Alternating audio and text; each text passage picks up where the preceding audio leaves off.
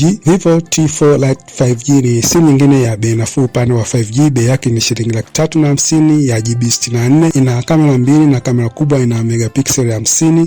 Utendaji wake unaweza kusukuma vitu vingi. Simu nyingine ni Vivo T3 Lite 5G. Bei ya Vivo T3 5G kubwa wa GB 128 ni 400,000. Ni simu nyingine ya bei nafuu upande wa 5G, japokuwa imetoka 2024, bado ni simu kali kwa 2026.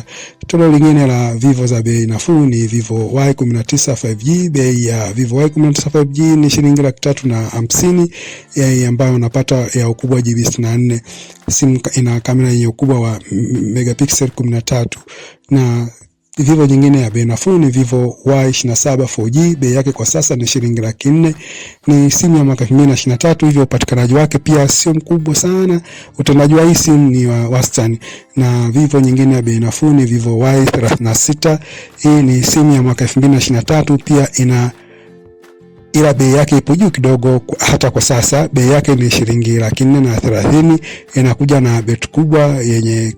Inakuja na beti kubwa na chaji yenye kasi kubwa ya kuingiza umeme kwa watu 44. Na Vivo ya mwisho ya bei nafuu ni Vivo Y22 ambayo imetoka 2022 na inauzwa kwa 300,000. Pia utendaji wake ni wa kiwango cha kuridhisha na kamera yake sio mbaya na zipo kamera 3.